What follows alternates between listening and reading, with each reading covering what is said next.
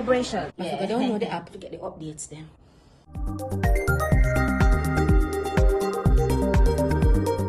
We've just pulled into our final stop. I do hope that the journey was relaxing as it was informative.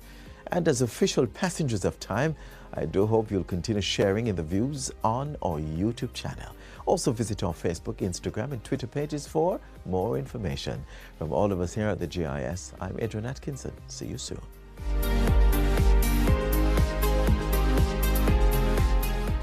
This has been a production of the Jamaica Information Service, the voice of Jamaica. The 45th staging of the Gibson McCook Relays is on this Saturday, February 26th at the National Stadium. And you can catch all the action live here on PBC Jamaica starting at 1 p.m. Sponsors Puma, Digicel, Powerade, Water, Naka, Pierre Benjamin and PBC Jamaica. That's the Gibson McCook Relays on this station, PBC Jamaica, live from the National Stadium this Saturday starting at 1 p.m.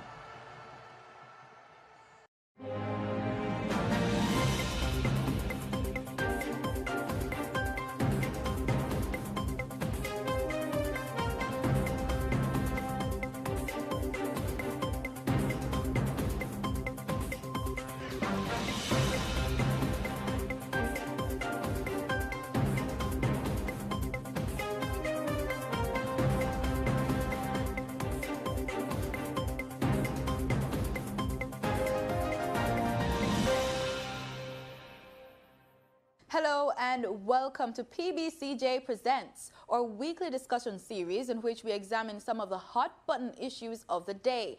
I am Simone Absalom Gale. This week, our focus remains on democracy and you. Last week, we started this very important discussion about democracy, if it truly exists, and how it works within our political system. We looked at what happens when a political party wins all the seats in the House of Parliament, and we explored what that means for the country. But that was just the tip of the iceberg, as there are still so many issues to discuss. This week, we turn our focus on the voters and their role, the youth and the future of politics, as we dive deeper into understanding how our system works. We are once again joined by our esteemed panel, Sanjay Lewis, co-host on the morning agenda on Power 106 FM and adjunct lecturer in politics at the University of the Commonwealth Caribbean. Colville Munsi, senior journalist of the Nation newspaper in Barbados. Nadine Spence, social and political commentator and member of the Crime Monitoring and Oversight Committee, and Damien Gordon, assistant lecturer of public policy and management and political science at the University of the West Indies Mona campus. Nadine, we start with you. What about the role of the voters themselves? Should we be going in the direction of recalling legislation for governments who don't live up to their promises? If not this, how can voters ensure that their voices are heard? Of course, the right to recall is an important part of democracy's functioning, I think, and holding political leaders accountable. So yes, we need the right to recall, and we need a constitutional change to ensure that the right to recall is embedded in our constitutional, in our democratic process. That's one. But there are other ways that citizens participate in a democracy. In our neck of the woods, we don't necessarily participate in all of them, but there are other ways. For example, the whole business of setting up standing committees in parliaments to look at the passage of legislation or to look at other critical issues related to our governance processes is available now. We don't always make much use of it, apart from if something popular comes up, like when we had the sexual harassment legislation being discussed, or when we had a look at the repeal of the current abortion laws.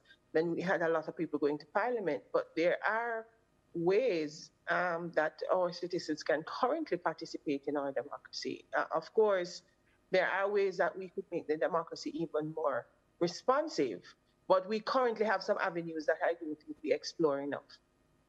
All right, Mr. Gordon, your take on this? Yes, I agree with much of what Nadine just said. However, as I noted in our last discussion, we operate within the context of a representative democracy.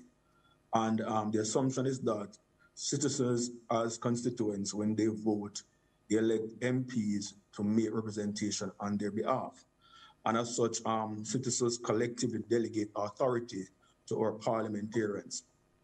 So after an election is over, the parliamentarians who are elected assume a more active role, while citizens generally assume a more passive role in terms of political decision making. I agree, however, that we have a very viable network of civil society organizations that have taken on the responsibility of keeping citizens engaged and providing alternative forms of democratic participation outside of voting and electioneering. The issue, however, where civil society is concerned is that the civil society space is diffuse, it's fragmented, it does not pursue a homogeneous agenda. You have different civil society groups pursuing different agendas that may not necessarily be in sync with each other. Another issue is that we have a system which significantly concentrates power in the hands of the executive.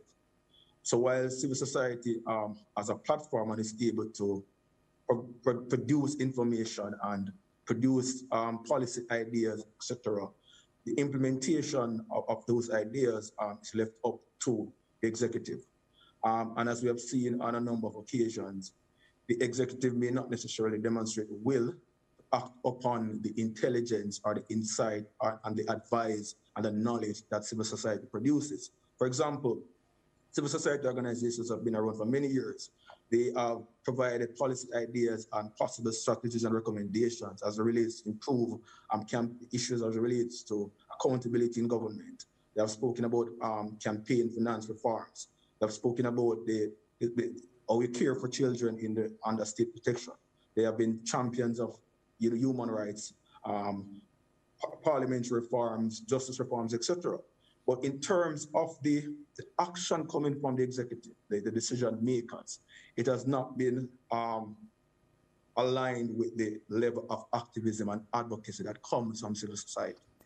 All right, very well put. We're going to take a short break, and when we get back, we're going to jump to our neighbor in Barbados. They have a political majority right now in their political system. We're going to hear from Colville what's happening in their neck of the woods in terms of achieving that democratic, or shall we say political balance, to ensure that everyone's voices are being heard. Stay with us. PBCJ Presents. We'll be right back.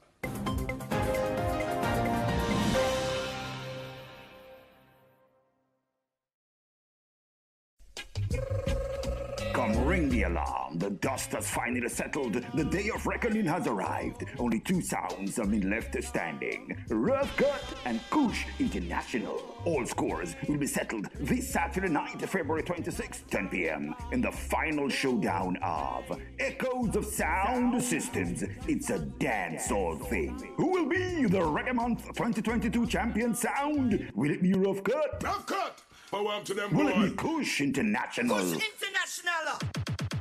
Catch all the action on PBCJ, JCDC Facebook page and across social media this Saturday, February 26, 10 p.m. Echoes of Sound Systems. Another exciting Reggae Month event. The 45th staging of the Gibson McCook Relays is on this Saturday, February 26th at the National Stadium. And you can catch all the action live here on PBC Jamaica starting at 1 p.m. Sponsors Puma, Digicel, Powerade, Water, Nakar, Pierre Benjamin, and PBC Jamaica. That's the Gibson McCook Relays on this station, PBC Jamaica, live from the National Stadium this Saturday starting at 1 p.m.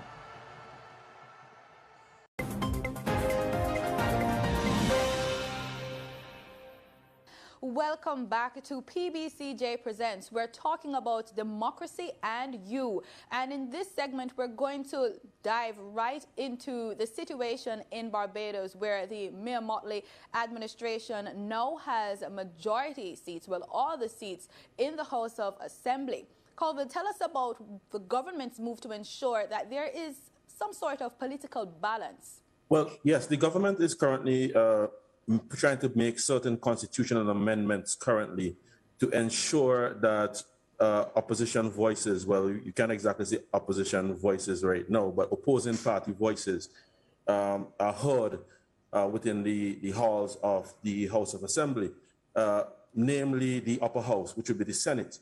So an attempt is being made to amend the Constitution to the point where it says, instead of opposition leader that would be in consult with the Governor General or the President in this case, to choose those 2 opposition Senate seats, the party with the second most votes will now have to step up and have that opportunity to make that selection. However, it is meeting some challenges currently in the court, as there are some members of civil society who are arguing that basically the parliament cannot be properly constituted without all 21 senators in place. Therefore, if it's not properly constituted, then you can't legally make any amendments. Any amendments made by a parliament not properly constituted be null and void. Now, basically, the argument is that the president has the power to act on her own discretion to appoint those 2 senators, opposition senators. So therefore, the argument is that she should take charge or have that responsibility or exercise, that duty to put those senators in place. The Senate in Barbados is usually made up of 21 senators appointed. They're appointed by the president. You're supposed to have 12 from the ruling party, right? And the opposition senators should have at least 2, and the independent senators 7. But right now, with the Motley administration having all of the assembly, they are saying they will concede 2 seats. No, not exactly. Yes, you are correct to some extent. Basically, yes, there are 12 senators for the government's bench that will be selected on recommendation by the Prime Minister. There are 7 independent senators selected solely by recommendation of the President. Okay. And there are 2 opposition senators selected by recommendation of the opposition leader. However, the conundrum is that there is no opposition leader to consult with. Now, Section 75 of the Constitution basically states that in the absence of the opposition leader, the president can, of her own discretion, appoint those 2 senators at this point. However, the current administration wants to change the Constitution, amend Section 75, so that instead of the president appointing those 2 senators of her own volition and own discretion, she can then consult with the party with the second most votes to have those 2 seats. All right, the absence of the 3rd seat, is also due to another constitutional amendment, because we are now we are amending Section 37 to allow for the lowering of the age by which persons can participate in that Senate sitting from 21 to 18. So the government has only named 11 senators at this point. Interesting times. Now, before we go on to talk about the youth involvement in this electoral process and, of course, how informed they are to make critical decisions in this process, we're going to take another short break. We'll be right back.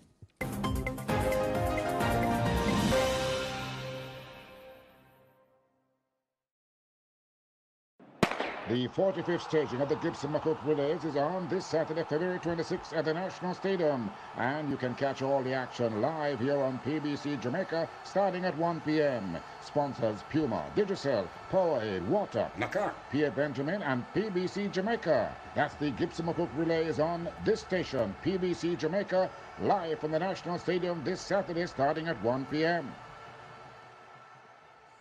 You know who have the gun them? Stop going like you don't notice. You notice.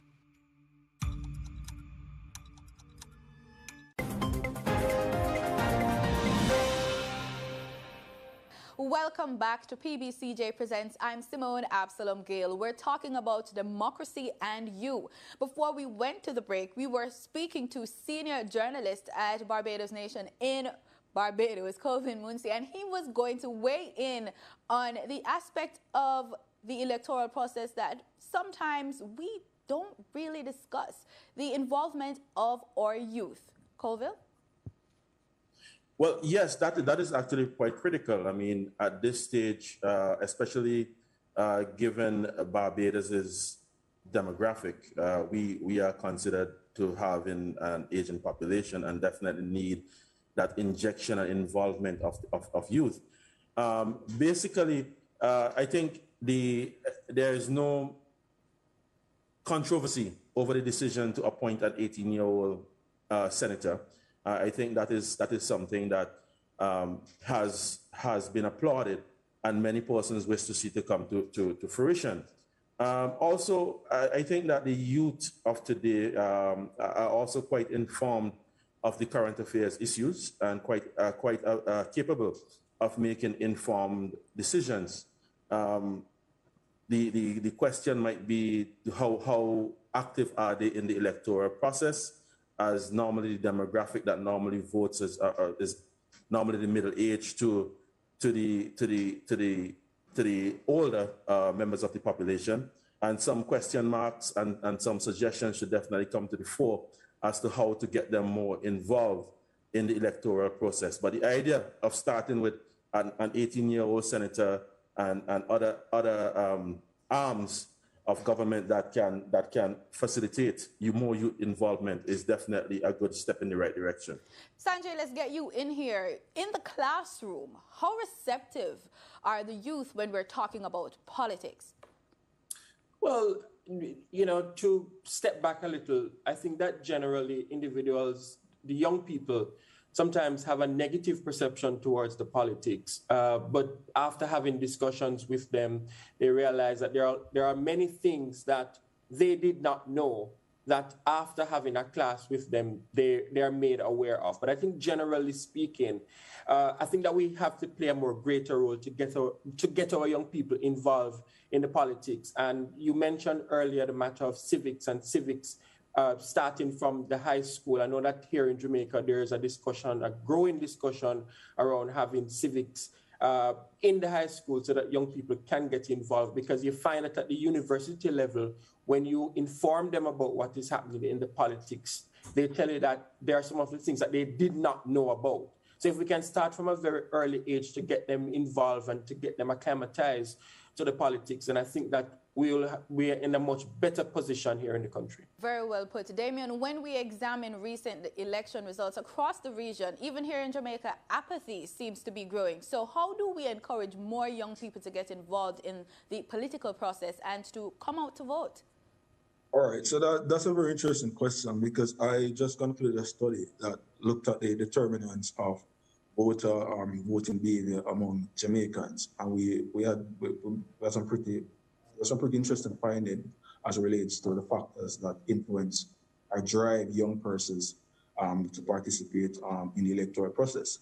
We found, for example, that globally, the age group 65 to 74 records the highest level of voter turnout. However, globally, the 18 to 24 age group records the lowest level of turnout. And we find that among the 65 to 74 age group, those persons are more conservative. They believe in customs and tradition, and therefore they see the act of voting as a form of civil duty. Therefore, they don't even deliberate whether or not why they vote. They just see it as an act of duty, and they're just simply executing their duty. So the older voters are more conservative. They tend to stick to tradition and custom, and they see voting as a civic duty, and they do it out of a sense of obligation, out of a sense of duty. Younger persons, on the other hand, they are more deliberative, they are more progressive, and therefore they adopt more pragmatic attitude towards voting. They're not ideological, they're not philosophical about voting necessarily. And it's a product of the era within which we operate. We operate in a more capitalistic materialistic era where success and empowerment is measured How do by we get them material more acquisition. involved, though? How do we get them Yes, more yes. involved? Yes. So yeah, I was going to get to that because young persons, for the most part, are more concerned about deliverables. They're more concerned about tangible improvements and changes in the quality of their lives. And they're less inclined to accept promises and even education. They're more inclined, for the most part, to see results and act after the results rather than before. And it is a product of the kind of political system within which they operate, because they're fully aware of the fact that limited social economic transformation has taken place in the Jamaican society over a long period, and they have lost faith in the political parties. And insofar as the two options available to them are the two traditional political parties, that also feels apathy, regardless of the efforts you make in terms of education. But I do agree that we can focus more on civics, facilitating or encouraging better understanding of the electoral process. What about social media? Do you think we should use social media now, in addition to introducing it in our education system, in the curriculum? Should we be using social media? To be fair, even the last general election in Jamaica, the political parties, especially the governing party, would have developed a successful, a very sophisticated social media campaign. And however, the turnout was pretty low, and it has been getting lower with each election, which suggests to us that there are some other fundamental issues and disconnect that are preventing or reducing the level of youth participation in the political process. I mean, before, now more than ever before, we have a combination of media and outlets that provide kind of engagement opportunities for young persons, but for some reason, young persons are just simply disinterested. Nadine, let's get your thoughts on this topic. We don't have a process of welcoming young people into politics in Jamaica. It seems more like it's a middle-aged, older people activity. It's a sport that a particular kind of people engage in. One of the things we have to remember about a democracy is that it is the political party that has the responsibility to bring new people into politics. And our political parties are not doing a very good job of attracting new membership and getting people to understand how they participate in the politics. So I think globally political parties have failed in that. I think their leadership isn't representative of most of the population, and so I don't think they seek to ensure that their offering is such that people will want to come out and vote. And again, you talk about civics. There is not the electoral process doesn't teach, it is not taught, and it doesn't then find ways to get people to understand how our politics works. So young people are not very familiar with what are the possibilities in the politics, where they can add their voice, how they can become active citizens, and the ways in which their particular identities can be reflected in the institutions. It just looks like a bunch of old men going to parliament and talking boring stuff. That's not going to be attractive to young people. Sanjay, most of us in the region have a first past the post system, which means that the party with the greatest number of votes wins the seat. This is unlike Guyana, which has a system of proportional representation reflective of the actual voting. What is the preference for us going forward, you think? Well, first of all, explain the first past the post system for our audience. Well, think about a horse race. The first man that passed that post wins. That's how I look at it. And in the first past the post system, we have what is called constituencies. So individuals have to vote within a specific constituency, and the person within that constituency with the most vote wins the election. That forms part of the general representative that sits in the parliament. So in the proportional representation, on the other hand, as you rightly indicated, the countries look on as a whole. So picture a fraction, and then the parties, based on the total number of individuals who vote in the island, they get a percentage based on who would vote for them. But I think that if we want to talk about youth engagement, we want to talk about having more individuals involved in the politics, I think we have to look on possibly changing from the first past the post system to give third parties that option of having a seat in the parliament And by having that seat in the parliament, you will have more dynamic individuals within the parliament, the opportunity for other seats, other political parties being involved. And I think based on that, we can sometimes get rid of the old dinosaurs that we see in the politics. All right, so Damien, what's your take on it? I agree that the proportional representation system is better suited if we want to increase levels of, participation among different groups, especially those who are currently disinterested and apathetic towards the two traditional political parties. However, I don't think that will necessarily automatically translate into increased turnout, because we have to decide whether or not voter turnout is a response to a process or is it a response to the actors within the system. Again, I find that voter turnout is really a response to perception of the quality of the politicians, the available actors within the system.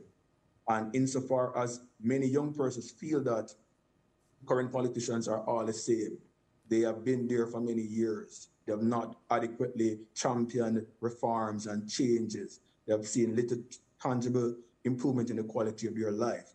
There is this distrust, there's this gap, and changing the electoral system does not automatically fill this gap.